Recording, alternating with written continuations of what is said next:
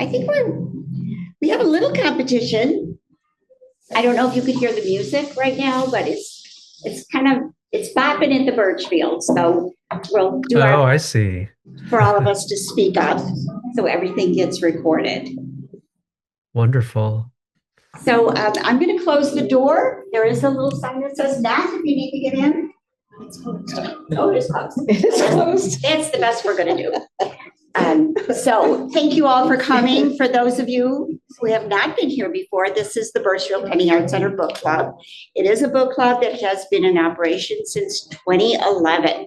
Started by a docent who's no longer with us, Jane Roubaix. She was quite a reader, and she suggested we read the books that we knew Charles Birchfield had read. And that's how we got started. But we very shifted to match the mission of the Art Center, which is to celebrate all the incredible talent from our own community.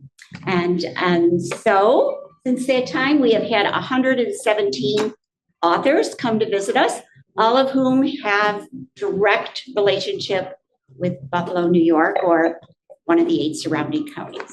Tonight, I'm excited to have Ed back. This is his actually third appearance. Second book, third appearance. I think that's right. Yes, he was a That's correct. facilitator. And then he mentioned that he wrote a book. I'm like, well, why aren't we featuring your book? And we did. It was quite wonderful. But I'm going to turn everything over to Beth Gosh. Beth is a docent here and has generously agreed to be tonight's facilitator. So Beth, all yours. Great. Thank you, everyone. I'm not sure if I should look at the camera or so maybe between the two. But hi, Ed. It's nice to see you. Had a great conversation the other night. Great to see you. So Ed Park, one of our own, born in Buffalo, a graduate of Nichols School, where his love of and engagement with hockey intersects with the book he will be talking about tonight. He shared that he's a big Sabres and Bills fan. And even though he's been living in New York for 30 years, he's still with us. And he's got his 2 young children along as a fan crew as well. He can't resist a conversation with an expat, and he loves everything Buffalo. Mr. Park is a celebrated novelist, journalist, editor, and literary critic whose distinctive voice in modern fiction is often praised for his innovative storytelling and genre-defying narratives. His debut novel, Personal Days, was a finalist for the PEN/Hemingway Award and the Asian American Literary Award. And he was named one of Time Magazine's 10 best fictions of the year. Park's second novel, Same Bed, Different Dreams, that we'll be talking about tonight, was hailed as a mind-altering marvel and earned him a finalist for the Pulitzer Prize for Fiction and the Los Angeles Times Book Prize. Altered my mind, I'm just saying. Mr. Park has a new book published last month named An Oral History of Atlantis. I think I saw somebody walking in with the book, Ed. Stories. Oh, wonderful. A collection of short stories that has received stellar reviews in its debut month. His work has drawn comparisons to literary giants Kurt Vonnegut and James Joyce, and he's been described as one of the funniest writers working today and a magician of storytelling. Beyond writing, Mr. Park has held influential editorial roles at The Believer, the Poetry Foundation, the Penguin Press, and he has taught at Columbia and Princeton. He's a rather busy man. I learned that Ed has a fascination with Charles Birchfield and is quite taken with his work. He shared that it feels like home, a landscape he knows. He even went so far as to say that he is working on a new novel and wants Birchfield to be part of it. So it is with pleasure that I introduce to the screen Ed Park, a novelist of Buffalo. Welcome, Ed. Welcome, Ed. Thank you. Thank you so much for the wonderful, warm introduction. It's great. It's been a while since I've done a Zoom, zoomed into a book club, but I guess I'll kind of look at the camera and kind of see you all off to the sides occasionally, but please, I'll read a little bit from Same Bed, Different Dreams, which is, I don't know if you can see it. Perhaps a Buffalo-related section. I'll just explain really quickly. Some of you will have read it, and others of you might might be totally unfamiliar with it, but it's a book that took me a long time to write that um, involves certain aspects of Korean history, especially 20th century history, as well as Buffalo history. And Beth mentioned, I am a Bills and Sabres fan. The Bills don't show up in the book, maybe for the next novel, but the Sabres are definitely a part. Um, but I wanted to somehow, connect these two interests of mine, these two obsessions of mine. And so the architecture of the book, there are kind of three different strands, three different storylines that braid around each other. But I'm going to be reading from, I guess, the second storyline. They're kind of called the dreams. So dream one, dream two, etc. There are five dreams in the book, and I won't get into it too much. Perhaps we can discuss later what these mean. But uh, for these sections, I drew a lot on actual historical records and things of that nature. So why don't I'm going to read part of the novel from Dream Two, and I'll just read for a couple minutes, and then we can jump into a discussion. So let me make sure got my timer on.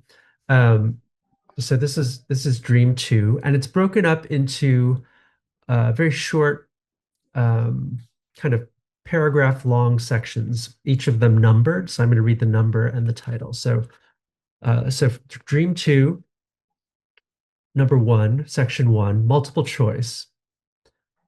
What is history? A vital lesson. B, amusement for the idle. C, the sum of symbols. Or D, a record of pain. Number two, Into the Pan. August 28th, 1901, a young man tubercular arrives in Buffalo from Cleveland. It's his second visit to the Pan American Exposition, a glorious world within a world, 350 fevered acres of lights and canals and majestic plaster castles and prize livestock and midway barkers and soft drinks and belly dancers and dairy goods and pergolas and incubated mewling newborns and Eskimo melting in their furs. This time, the man rents a room above Nowak's saloon, giving his name as Frederick Nyman, that is, Fred Nobody. Fred's real name is Leon, but he hates it.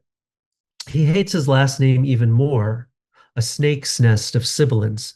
Better to be Nyman, better to become Nobody. 3. Anniversary. What is history? Scholars insist that dates matter. Only then can you see the patterns, trace the flow. It is 3 years to the day since Fred Nyman left the Newburgh wire mill.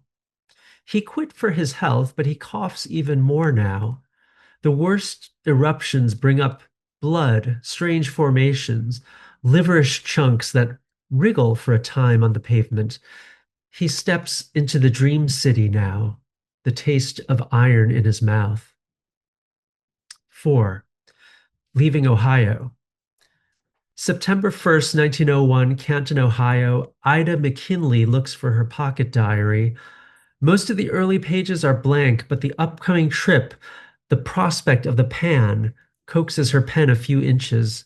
I wish we were not going away from home, she writes.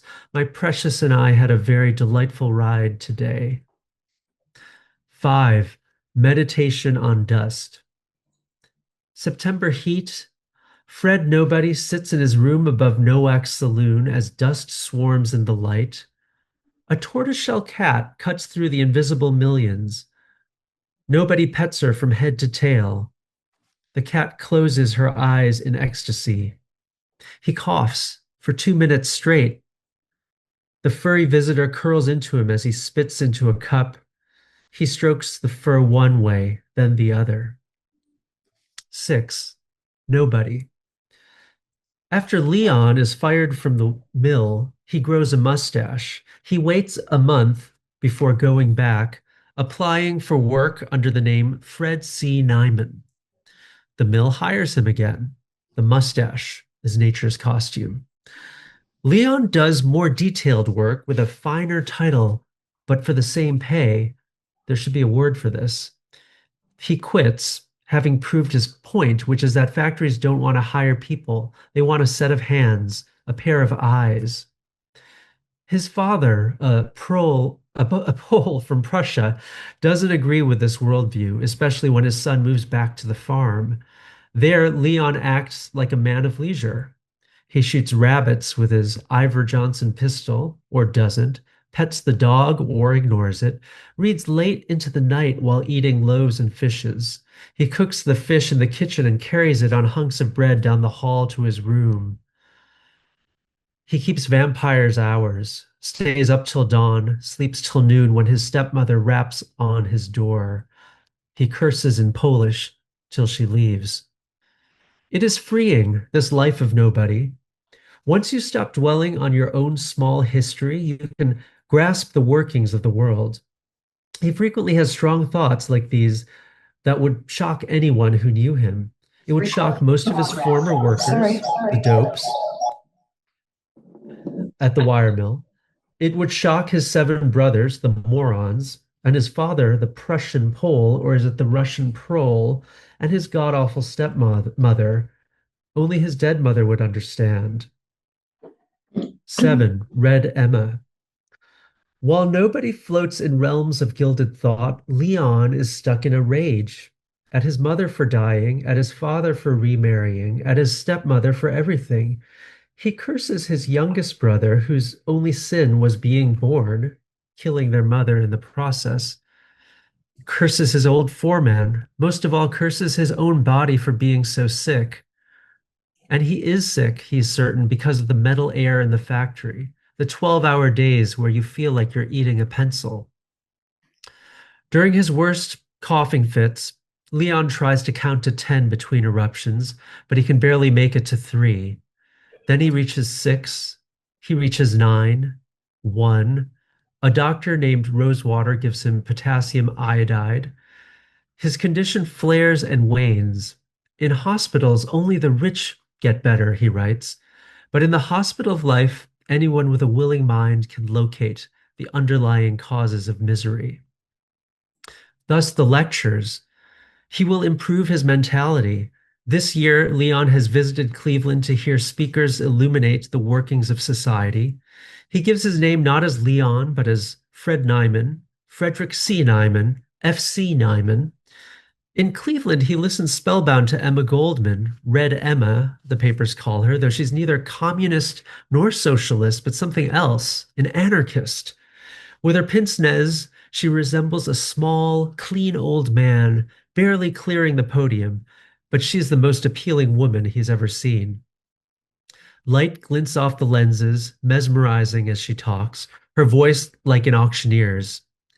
He seeks her after the conference ends. A spark of pure understanding bridges their souls. He asks what books one must read, but is too dazed to note her reply. 2 months later, he travels to Chicago to see Red Emma speak again.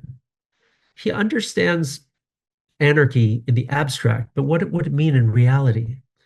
She's as electric as before, but has to stop every few minutes to address the praise and tirades from the audience. A man with a bulldog face asks if the country needs to experience socialism before arriving at anarchism. Nobody came with a question too, but he doesn't care now. He just wants to speak with her again, away from these people. I'm going to just read a couple more. I'm going to jump ahead, just read a couple more short sections. So section 9, the preview. September 1st, 1901, the Buffalo Morning Express reminds its readers that President William McKinley will visit the Pan in a few days' time.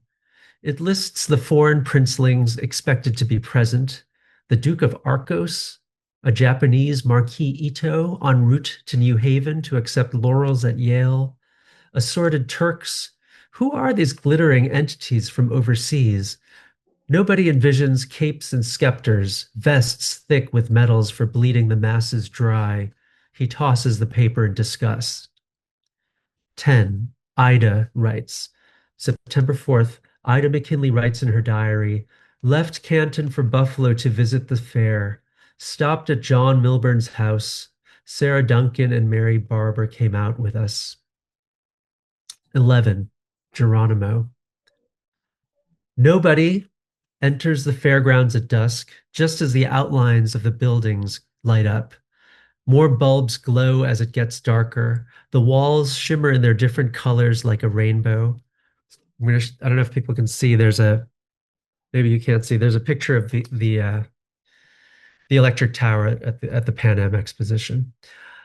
The electric tower. Nobody takes in the tracery, holds his breath. For a moment, he imagines this is heaven, but it's just plaster and light. In a few weeks, they'll break down the unreal city, and in a year, few will recall where the buildings stood. Nobody coughs. He walks in the cooling night, reads the handbills. Premiering at the Pan, a Japanese has invented a powdered coffee, bitter but good. Nobody passes through a pair of obelisks, gets disoriented in the beautiful Orient. Nothing is real. Back on the Midway, spielers tout the rides, trip to the moon, darkness and dawn. Glowing in the twilight is an immense white head, 30 feet high, eyes closed in mysterious slumber. It's as though she's been buried up to her neck. He walks through the door in her throat, into darkness. This place is called Dreamland.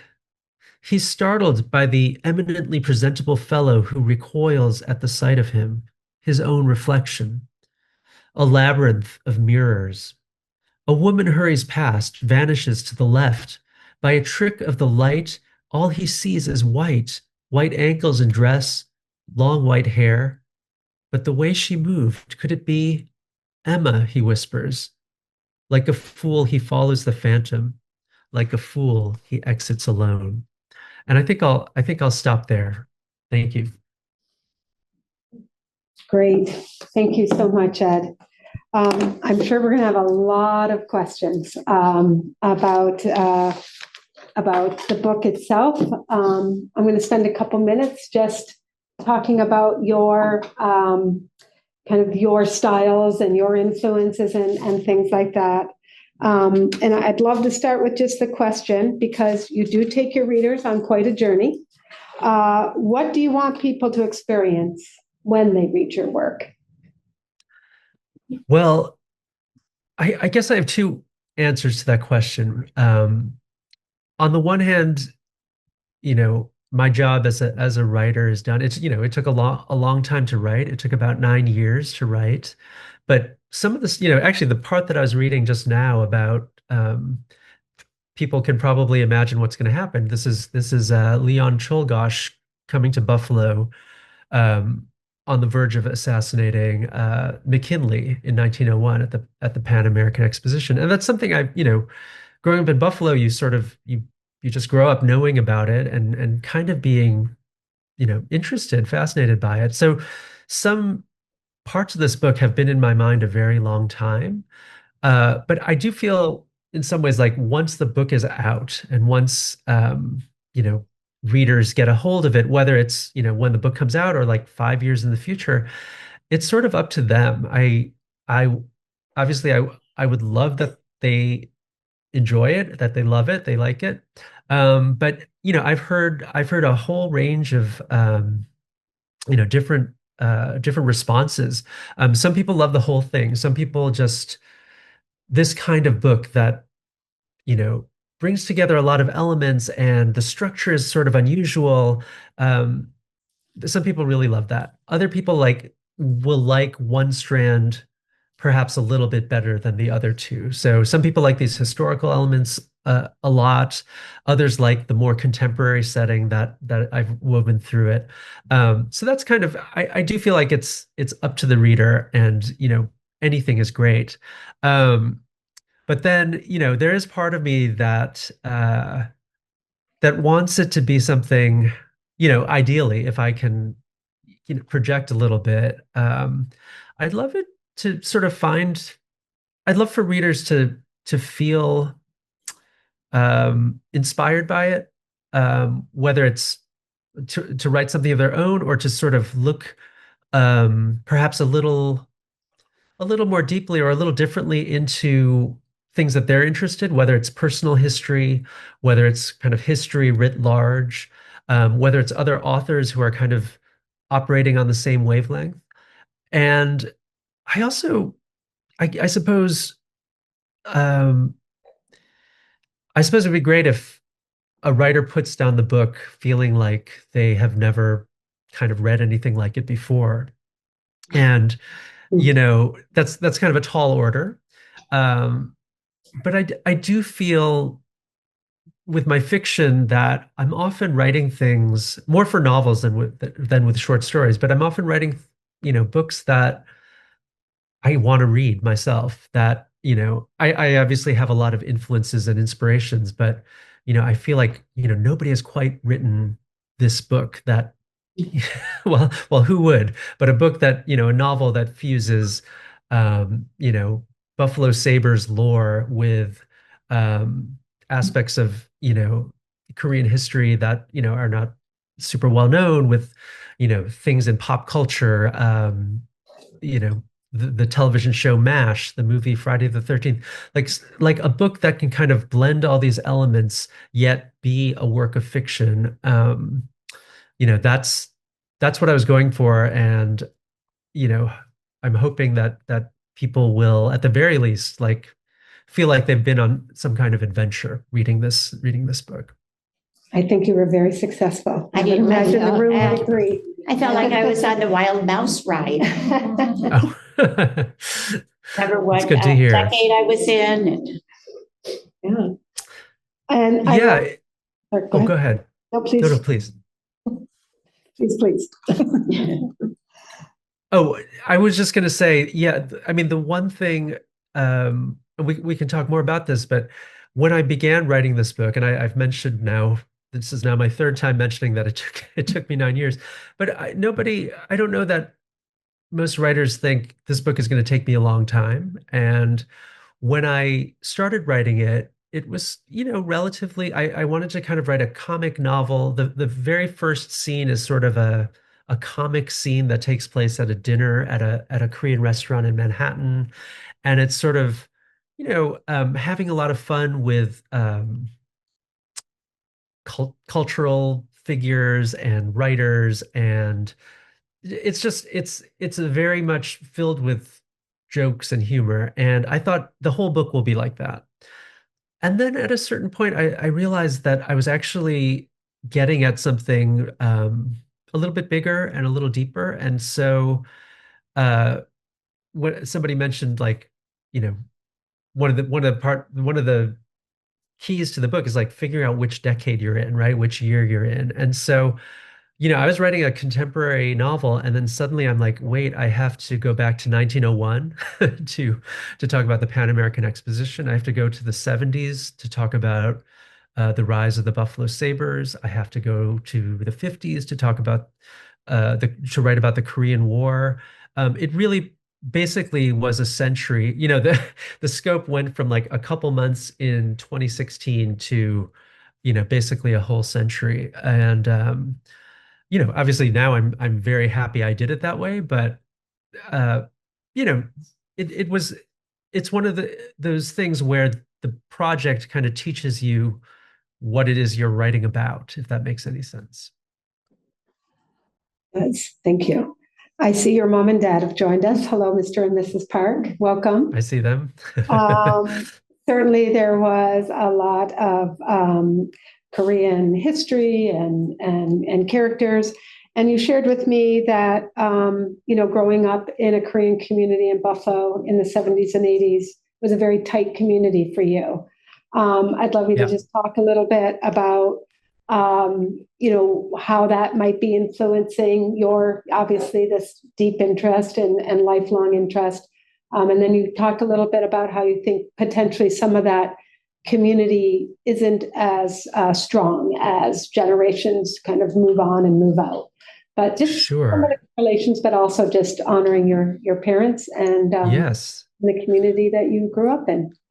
Yeah, well, I hope they don't they're here, they're listening. I hope they don't mind me saying, but well, it's all kind of in the book in some degree.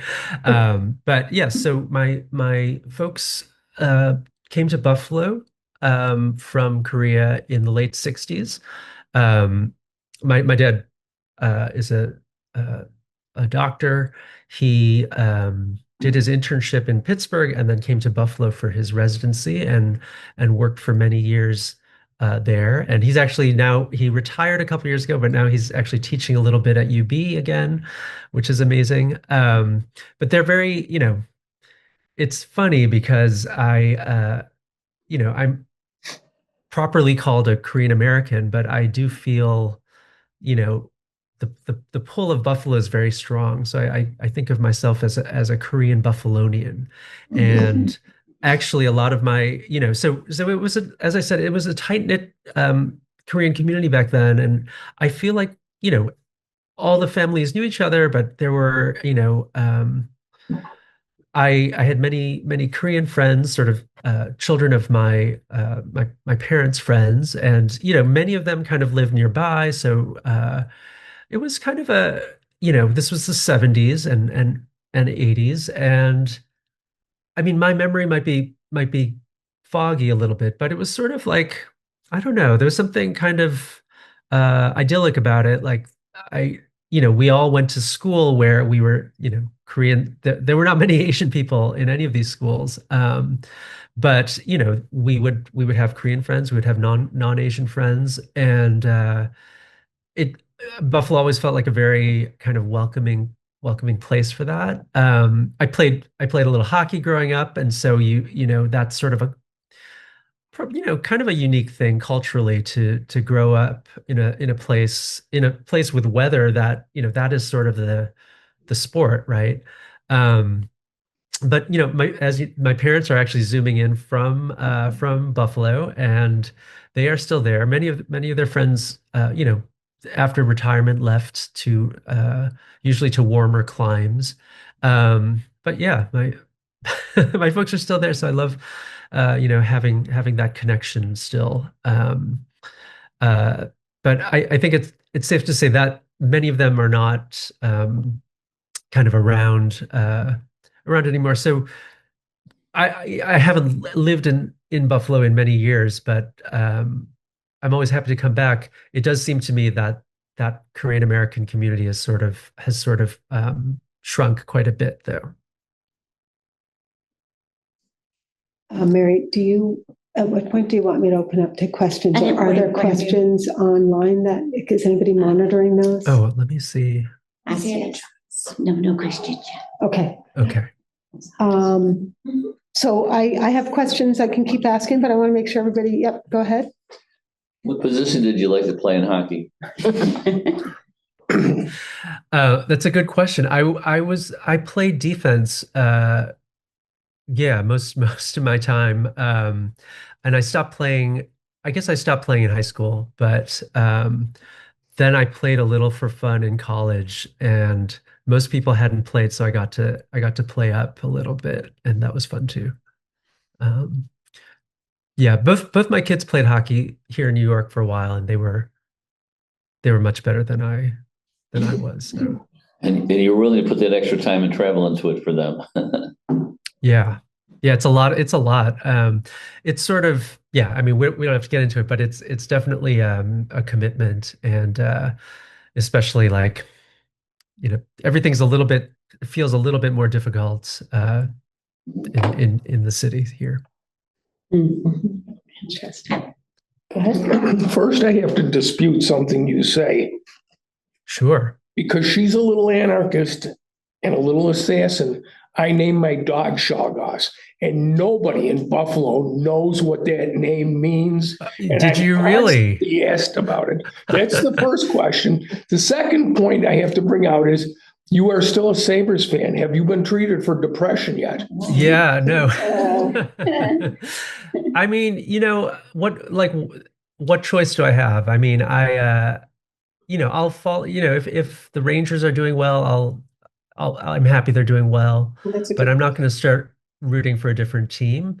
My big fear is that the Sabres leave. So, I'll endure it, you know. I just don't want them to. I would feel very lost if they left Buffalo, like the Braves. yeah.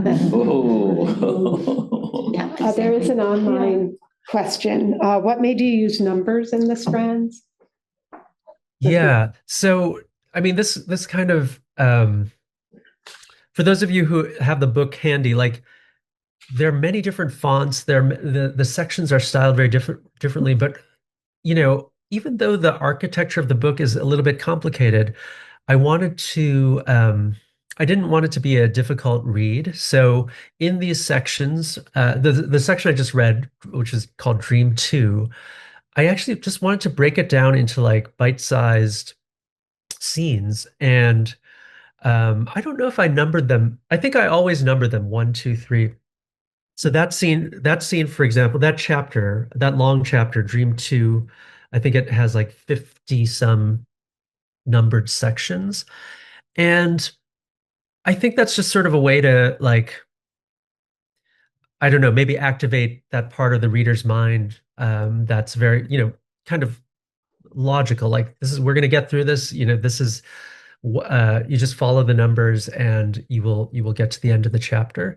I also like gave little subtitles for those short sections, which is something I realized later that I did for my first book, Personal Days, which you can see here. And the first section of Personal Days it's kind of almost the exact same method. So that might be one of the ways I write. And I think it might be more for me than for the reader in some ways, because sometimes if you're writing something big, it can seem daunting. Like you can have all these ideas of like what you want to do in the novel, but suddenly you're faced, with a blank screen or the blank page, and it's a little intimidating. So in a way, I like to break it down for myself, kind of saying, look, each of these sections can be like a page or two, and you know how to write a good page or two. So just do that. Do section 1, do section 2, and you kind of start stacking up scenes that way. They become chapters, and I guess 9 years later they become a book. So it's sort of the way I write, it seems. Thank you. I'm curious, as a teacher, I'm sure some of your younger students read your work, and I Yes. wonder how they respond to your work compared to older adults that read your work and have conversations with you. Are they very different conversations, and how so, if so? Well, I guess I have two answers. I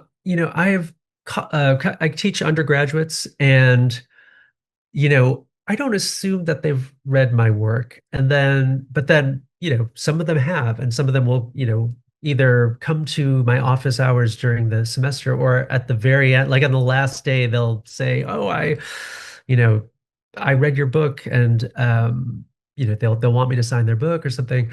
And it's funny, like actually, this happened last semester. I had a student who was graduating, so she was a senior, and it was the last like spring semester, and she said, um, I don't know if she'd ever taken a creative writing class, but she was like more of a computer science uh, major. But she took an English class or a literature class earlier in her college career, and wrote a paper about my first novel. Hmm. So obviously this was like a couple years before I even knew who this person was. Um, so it's hard, you never know who is kind of an so I actually got to read that paper, like an academic paper she wrote, and I was like, wow, these are really great. These are really great insights. And as an author, sometimes you're just not conscious of everything that's in the book, and it's always fascinating to me to get kind of a younger student's feedback. There've been some like graduate students who've written papers on my stuff. However, Same Bed Different Dreams came out in 2023, so there have been like some fairly meaty reviews, but I haven't I haven't seen any sort of big academic papers yet. Although somebody, a Korean guy I grew up with in Buffalo, who now teaches out in UC Irvine, just wrote to me and said one of his graduate students is working on me, like working on my books as her focus, I guess. So we'll see what she says. I have a question for you, Ed. This is Yes. Mary. Hi, Mary. A couple of things. Number one, so the structure came about organically, even though it's very similar to Personal Days, which I also read. But it came to you organically. It just kind of presented Yeah. to you. Yeah. Yeah, I could talk about that a little bit. So, my first novel, Personal Days, is quite short, but it basically had three modes, kind of a short sections in the first person plural, a kind of outliney second section, and then the third section was of this vast kind of 40-page run-on sentence. So it's very, I think that's just kind of my thing. I like when books I like reading a lot of different kinds of books, different genres, but I'm always interested when authors are trying to tell their story in ways that are maybe a little bit unorthodox, and the hope is that this can um, reveal something or get at something that perhaps a more linear approach would not. Having said that, when I started Same Bed, Different Dreams, I mentioned earlier, I just wanted to write a comic novel, That's very hopefully funny. not too long. Yeah. Oh, well, thank you. The part I read for you guys is not super funny at all, but I do value humor in writing. I love sort of actually all kinds of comic writing, but comic novels in particular, I think are sort of a rare breed, and I think it's a wonderful thing because laughter's good, and so I really do work on the humor and work on kind of the jokes and the setups and stuff like that. But it was one of those things where the more I wrote, so I kind of like started with this big dinner scene that I mentioned, and then the next chapter was, I believe, was like the narrator was at home with his family, and then it just was very linear. It got very long. I didn't think, parts were funny, but it wasn't like I guess the interesting thing is, as a writer, sometimes you have a plan and then you realize the plan is not working, that you're actually supposed to write a book that's going to look a little different, that's going to go for different things. So I realized that, one of the things that happens early on in the book is I introduce a novelist from Korea, like a famous novelist in Korea who's finally being translated in America. But it was kind of like a satirical thing, a bit, kind of a satire of the publishing industry, et cetera. But then I was like, if you're introducing this character, like what his name is Echo in the book. Like, what are his books like? Why is he so famous? Like, and I realized I was dodging the question. And then I had this idea, kind of inspired by something else that I was reading. I just started thinking about Korean history, and you know, I've I've read a lot of Korean history and I've followed it, but it's sort of, it's not a given that a general audience will know that much. In fact, even a lot of sort of my Korean American peers, it's sort of, there's a lot of history there that people don't know. So one part of me was almost just as a separate book, a separate project. I thought, what if I wrote something in the uh, kind of a factual, semi-factual accounting of all the things that I sort of find fascinating about Korean history. And then as I was writing this, almost like as a side project, I realized, wait, this is actually the book that Echo writes. So Mary, to your question, like it was organic in that sense, but it wasn't like I woke up on day one and was like, my book is going to have three parts. It's going to cover a century. It's going to be done in different modes. It was really like operating on one idea and one kind of mode, and then sometimes hitting a wall and realizing there's something else that I need to figure out how to put in there. So some of that 9 years was not just writing and like researching. It was like figuring out what the best form for the story was. And you're so playful with names, starting with Echo and Parker Job.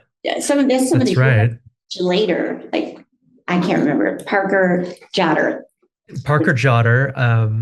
Which is I a used pen. to, But it could yeah, some- which is a pen. right. And I was going to call him Parker Edwards because Ed Park kind of, Oh, no. I would often flip my name and just think, what if I were named Parker Edwards? But then I was looking at an old Life magazine from the 50s, and it was about the Korean War. And I was reading some article, and then there was an ad for the Parker Jotter, like back in, I think, 51 or 52. And I just thought that would be a pretty good name. And and actually, the funny thing is, a couple people have either given me or sent me Parker Jotters, the actual pen, um, just as a kind of as a joke, but I do appreciate it every time. At least Um, the other part of my question is there are so many cultural references. Do you like archive them and pull them out later, or do they that one you ran into accidentally? And like yeah. how do they where are they in your brain and your They're kind of in my brain. I guess once the book is out, I kind of I don't think about them as much. Like one good effect of finally publishing this thing is like I can kind of let go of some of these obsessions, events, figures. I mean, like I said, Pan American Exposition, I've been thinking about that for decades. Do I think I think I probably think about it much less right now.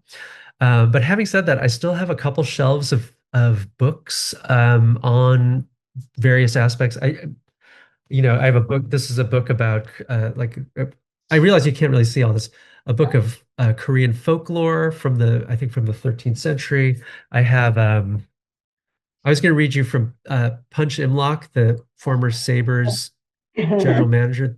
This is his autobiography that is oh tremendously entertaining. It's called Heaven and Hell in the NHL. And you know, I have these books. I'm not going to get rid of them. I have a lot of folders and binders and stuff. Every so often I'll be looking in a drawer. That's a siren here in New York. Every so often I'll pull open a drawer looking for something else and find a big bag or a big envelope full of notes and drafts. But yeah, it's all around somewhere in the material world as well, but I just don't look at it. I don't look at it as much these days.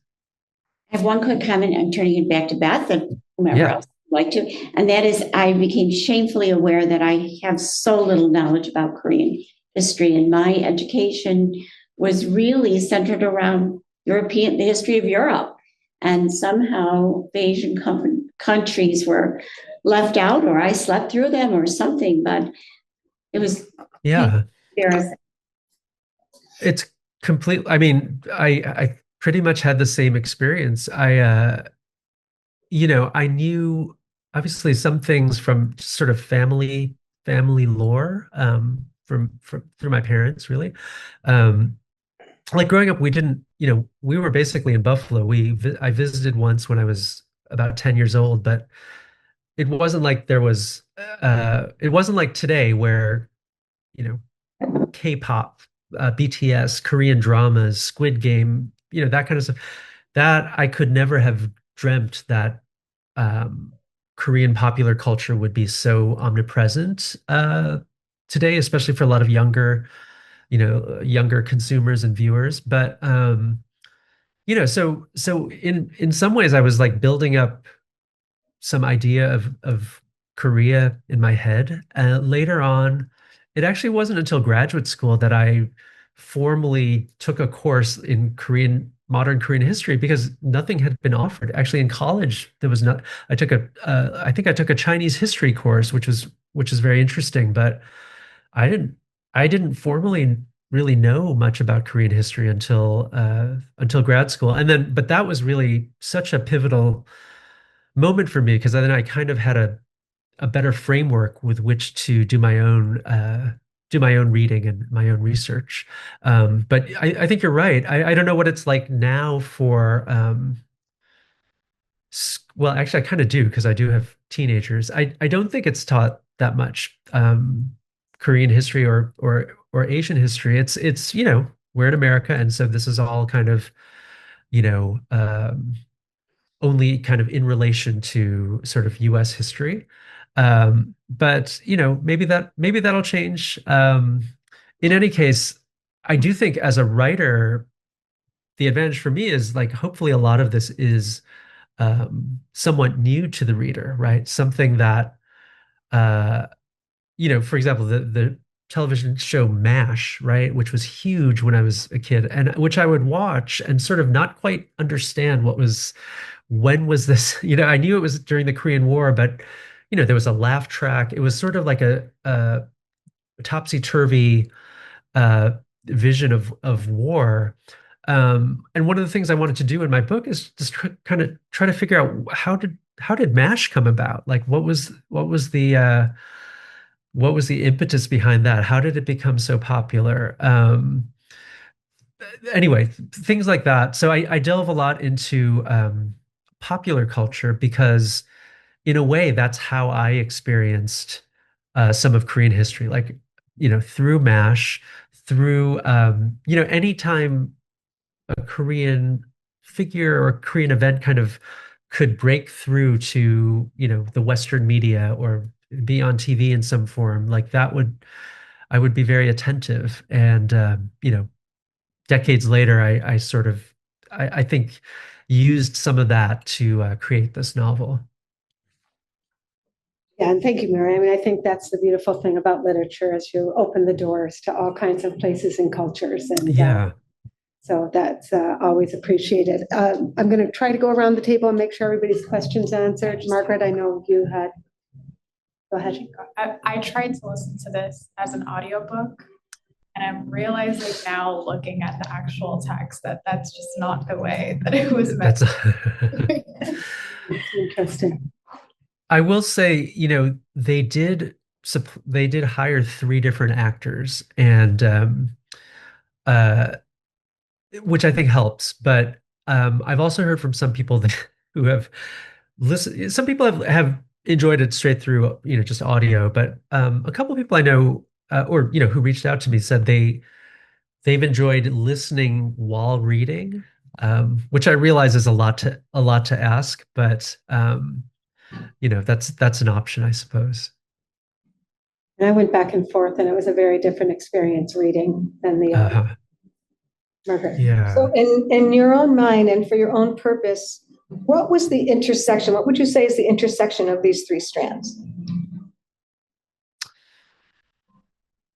Sure. So I'll just, I mean, roughly speaking, there's a contemporary strand, which actually takes place in 2016, but I kind of like make it a little bit vague.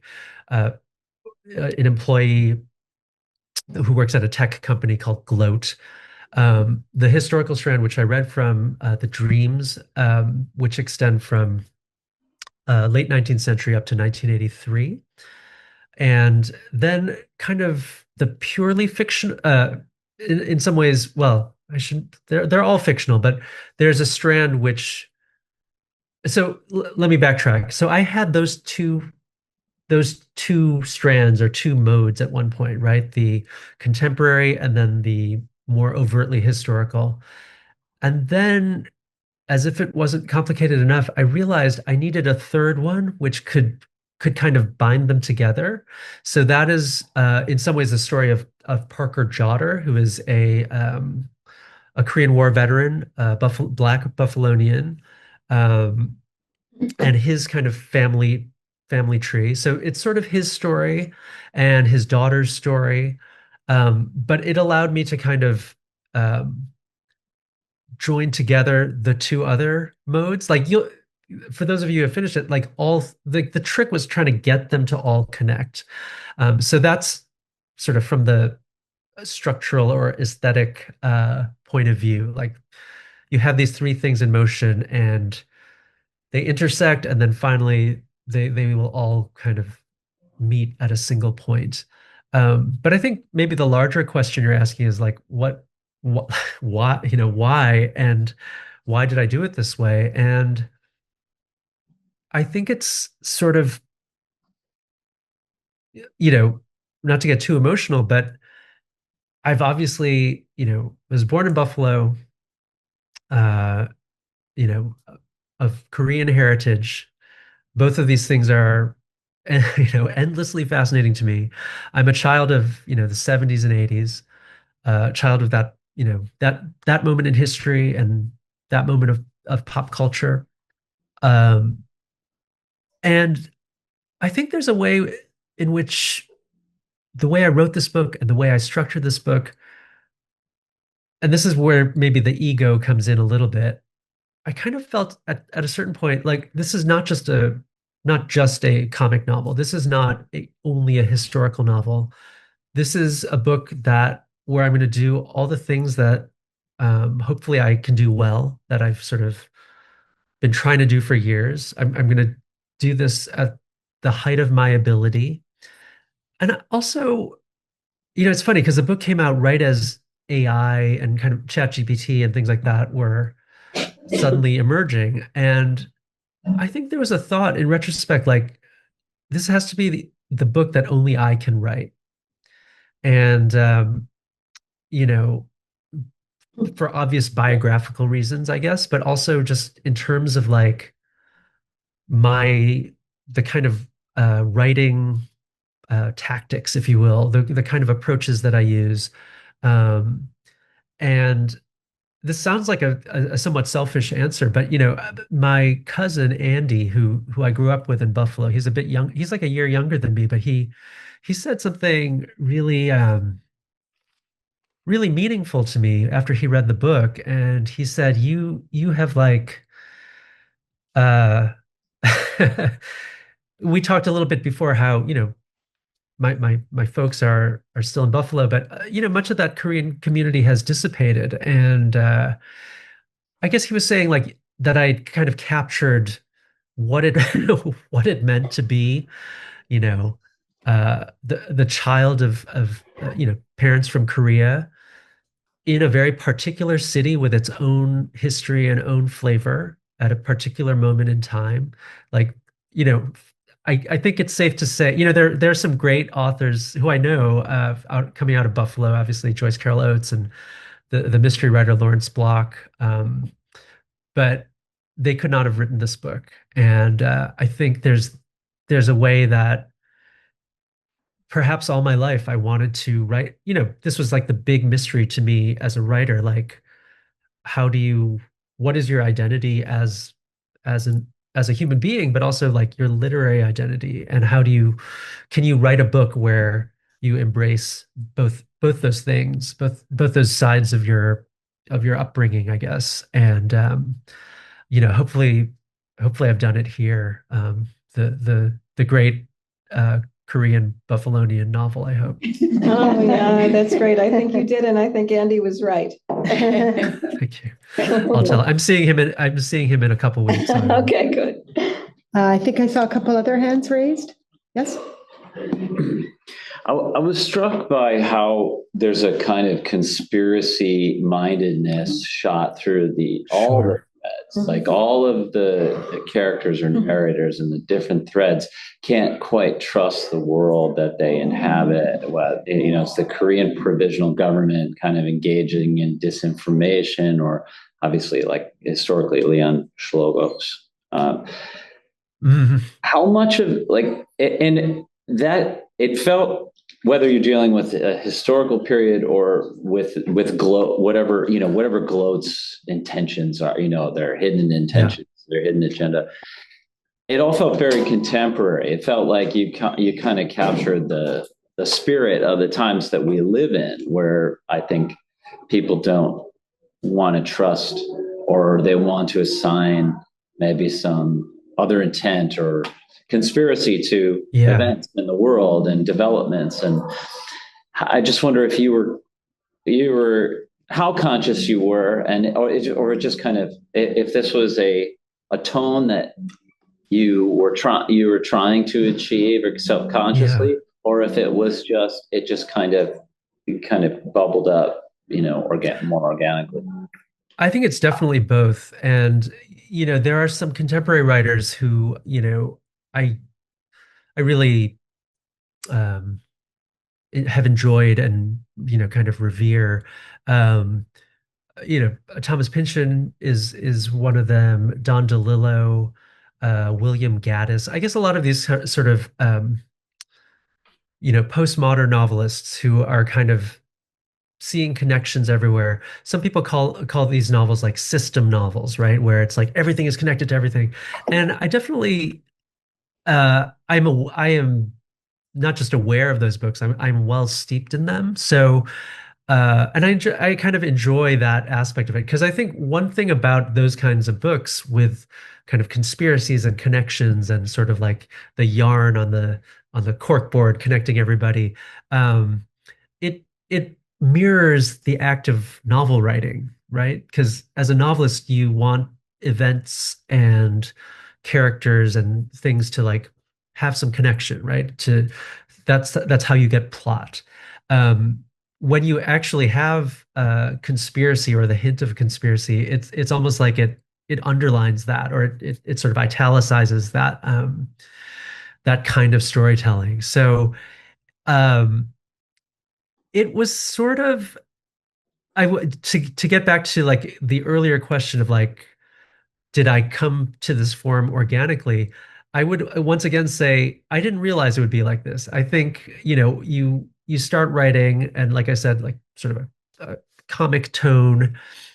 But once you get a dozen characters in there, they're kind of doing things that are sort of interesting. And you're like, wait, maybe this person connects to that. Maybe they're all part of this. We've talked about Gloat, this big tech company whose intentions are quite vague and possibly sinister. There's the KPG, or the Korean Provisional Government, which was a real entity founded in 1919 when Korea had been taken over by the Japanese, and this is Koreans sort of calling for independence, and that body dissolved eventually, right, by the 1940s. But in my book, I just thought, well, what if they were still around, and what if this is where the conspiracy comes in. What if they are somehow behind the scenes trying to like engineer, the reunification of Korea, right? So Korea has been divided for many years, essentially since 1948, into North and South Korea. So it's a conspiracy. It's also kind of this fantasy. It's a bit science fiction, perhaps, or a bit speculative. But I wanted it to kind of play with those techniques, or those ideas, but also hopefully, I don't know how to say this, but to some end that would feel perhaps optimistic, or I feel like by the end of the book, despite all these things that happen, there should be this uplifting feeling, I hope. But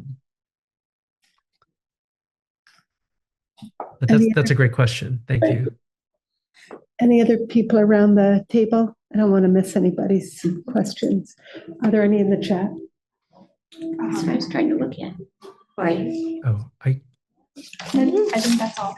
You talked, and do we have a time? It's 8:30, 7:30, excuse me. So we're going to wrap it up by 8. So we have a little bit of time. okay. As long as Ed's willing to stay with us. So Ed, you Sure. opened the novel asking the question, what is history? The piece you read to us tonight started with the question of what is history? Is that did that kind of start to shape, right, your thinking around the book? Or talk to us a little bit about. Yeah, of course. And I just noticed question. My mug says, "What is truth?" This was not planned. I think to be totally honest, I think I was working on these historical strands, right? About McKinley, about the Korean War, et cetera. And I think at some point I was just like almost like to myself, say, what is history? What am I doing? What is history? What is all this stuff I'm trying to make sense of? And then I was like, wait, that should be in the book. And I believe it's the first well, is it the first? Yeah, it is the first. It's the first sentence in the novel, and it was in the extract that I read, and it pops up again and again. And on the one hand, it's such a large question. It's kind of amorphous, and there in some ways there is no answer. But I've been thinking about it, and especially like as we discuss it today. I wonder if the book itself, Same Bed, Different Dreams, is my answer to that to that question that I keep asking. So it's like these are things, many of these things I had been thinking about for years, even before the sort of 9-year writing period. What does it all amount to? And maybe in my attempt to find these connections and find meaning, the purpose for me was to actually bring it together in a novel. I mean, it's a little bit not redundant. It's a little bit like meta, where it sort of connects into itself. But it's, sometimes I like that sentence a lot just as a provocation. And then sometimes it seems almost a little desperate, like the author asking, what is history? Somebody help me out here. But yeah, these days I think of the book as the answer to that question. I just like I don't know if it's a comment or a question, but it took me a while to figure out what I didn't even think about it. I just opened up the book that had an attractive cover until I saw what was on the cover. And so I'm wondering about how the cover of the book came about and what. Yeah. So the cover was designed. Yeah. The cover was designed by a designer named Will Staley, whose work is, he works on a lot of he's done a lot of interesting, great, vivid covers. He's done a lot of sort of stuff also in like the science fiction end, and like he's done a few Stephen King covers. Anyway, and I had been a book editor kind of in a not too long ago, but in a past life, and he had done the covers for some of the books that I edited, and I thought they were great. So when my publisher said he was doing it, I thought that's fantastic. I can't wait to see what he comes up with. And he had, 20 different concepts, right? So just for those of you who are interested, like the publisher will ask the author for input, right? Like what kind of things do you want the cover to convey? Are there covers out there that you think are particularly effective? And usually you write all this stuff down and then the designer does their own thing. So I didn't really know what to expect, but there were quite a few cover concepts that tried to capture, I'm not sure if this is focusing great, but try to capture like the fact that this book steps into different worlds. And so what I thought was really ingenious about this one, I'm going to just do. This is actually Buffalo. This kind of the greener portion, and this is the Pan American Exposition. And I never I actually didn't realize it was Buffalo at first, and then I was like, oh yes, it's just like tinted in a way that was unexpected and kind of cropped in a fashion that made it seem fresh. And then the other half is so Parker Jotter is a science fiction writer, kind of like a Philip K. Dick type of writer in the 60s. And the other half is more of, it's kind of almost like a scene from one of his one of his science fiction novels. So Parker Giotto runs an appliance store in Buffalo and sells and has a little rack on the counter where he'll sell some of his paperback novels. But I love that double. It also goes along with the title, same bed, different dreams. So it's like same cover, different scenes, I guess. And yeah, it's both kind of like complex. There's a lot going on there, a lot of images, but I feel like it translates really well. And now that it's been the cover, it feels inevitable. I will say one. Oh, go ahead. Later on, the Buffalo part escaped me.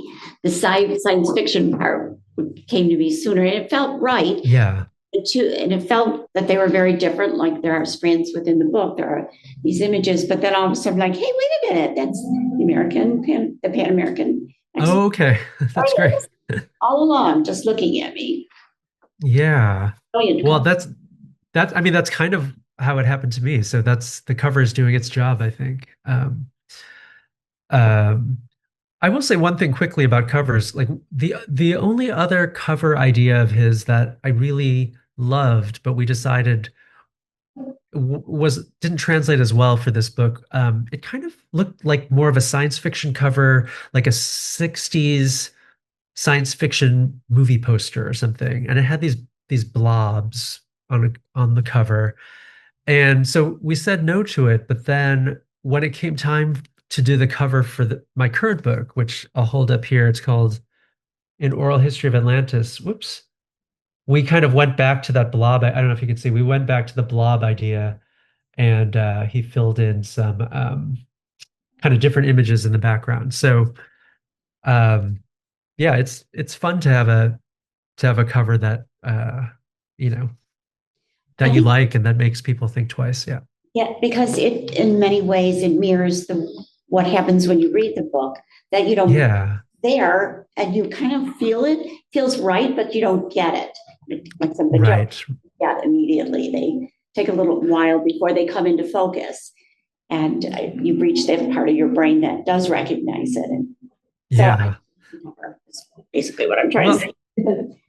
I totally get it. And I will say, I think, especially with novels and even in some of my short stories, like I want to write clearly. I want the reader to know what's going on, but I also do this thing where there's some connections and references that are kind of a little bit buried. And then ideally, 20 pages on, 30 pages on, you kind of are the reader's able to make some connection. So it's really great to hear you say that, because I don't know if it's the right way to write a book, but there's something as a reader, it's almost, I do read a lot of mysteries and things like that. And I like that idea of sort of things coming into focus at key moments where the reader's kind of participating in making these connections between different parts of the book. If we have time, I'd love you to indulge everybody with your story about Toro Tojimoto. I thought that was sure, incorporated into the book and then the history behind it. Yeah, so Taro Tsujimoto, a lot of you may know this, but if you've read the book, he figures into it. I don't know. I learned about him long ago. So I played hockey, and hockey is still a very white sport, but back then there were definitely no Asians in the NHL. But there was this interesting anecdote, and it's actually written very well in this Punch Imlach autobiography. In the 74 draft, they picked, I think, like the 11th round or something. They did not want to. There was nobody else they wanted to pick. Imlach and the Sabres, and this was back in the day before stuff was televised. They're just sitting in a hotel room, like all the teams are calling in to the NHL person and telling them their pick, and so they're like, they don't want anyone, so they're like, let's just make up a name. So they had prepared a name, and the name was Taro Tsujimoto, and he played for the Tokyo Katanas. So there's no such player, there was no such team. They just wanted, it was basically a joke. And but that was like interesting to me. It was funny, but it was also kind of haunting. I wasn't sure, like, actually, to be honest, in the book, it doesn't feel like a racist joke, but it kind of felt funny to me. So I always had that in the back of my mind. And actually now I would say in the last 10 years, Taro Tsujimoto, you can get jerseys that say Tsujimoto on the back. Like there's a whole, like his story is well known now, even though he doesn't exist. Um, but I wanted to have him exist in the novel. And uh so this is kind of like, I mean, I think this is probably why the Sabres are in it. Like as much as I love talking about the French Connection and stuff like that, I think it was leading up to like, how can I get Taro Tsujimoto into my book? And actually, the Buffalo News didn't review the novel when it came out, but then, several months later, I can't forget the reporter's name, but he basically wrote a whole piece about the Sabres and my book, which I thought was maybe that was the most, that was the best review. But I wanted to, as I mentioned, so in the early 20th century, Japan had colonized Korea, and actually had given people, Koreans, Japanese names. And I wondered if I could somehow connect this fake Japanese name, to talk about Frederick Nyman, Cholgosh being Frederick Nyman, being nobody. Tsujimoto is a nobody. He doesn't exist. And so I think as a novelist, it's exciting when you have these things that happen, but that are also like blanks that you can kind of fill in. So I used Taro Tsujimoto as a name for one of my own fictional creations, who is Korean, but um, adopts that name for various reasons. And yeah, that was sort of, I definitely didn't see that coming when I started writing the book, but given that I had been thinking about Sujimoto for decades, it seems only right that he should appear in the novel. I appreciate that story. Yeah, of course. And then the last, maybe we'll end on this unless there's any other Okay. questions. But, as I had said in the opening comments, that you're fairly fascinated with Charles Birchfield, and we're sitting at the Birchfield Penny Art Center. So you think you told me you had an old folder or an old picture. So maybe just talk a little bit about Yeah. where you think you Yeah, might there's place Charles someday. there's definitely an old poster in my parents' house. I I don't know that, I growing up, I knew Birchfield had a Buffalo connection, and I didn't know, I guess I didn't know what to make of his paintings. And I don't know when it was, but let's say in the last decade or so, I just started, I was just kind of in awe of what he was doing. And it really has to do with the sense of place. And yeah, let me rephrase that. So these are paintings he's done I believe he lived in Gardenville, New York, and he worked in Buffalo at a wall, he's a wallpaper designer by day, while also being this very well recognized and lauded painter. Um, Something about like the way I just think about, I'm sorry I'm not in Western New York right now, but summers in Buffalo, summers in Williamsville, where I grew up, and just kind of like my cousin Andy lived, close enough that I could bike over or walk. So if I biked, I would go on the street, but if I walked, we cut through this kind of wooded area behind our house, and just the the chatter of insects and the feel of all this vegetation, like it's kind of psychedelic as a kid. Like it's just like very lush. It's not like winter in Buffalo, right? Um, I don't know, something about like maybe getting older and looking at Birchfield's paintings again. I was just knocked out, and I follow the museum Birchfield Penny on Instagram, and every day it's just like I love it. I just love seeing these images. I love the extracts from his diaries. I actually splurged on the big the diary painting volume that came out many years ago. I found it online and bought it recently. And I don't know. He's also an amazing writer too. Like that's the thing. His diaries are fascinating too. So um I'm not a Birchfield scholar, but it is sort of an ongoing interest of mine. And I'm working on a novel right now that I started it right before Same Bed Different Dreams came out, but it similarly will have some Korean elements and Asian elements, but also a lot of Western New York elements. And I don't know. I just feel myself. It's kind of like Taro Tsujimoto. I feel like Birchfield has to at least have some cameo in this book. Um, The little facts. yeah, I mean, I actually had a.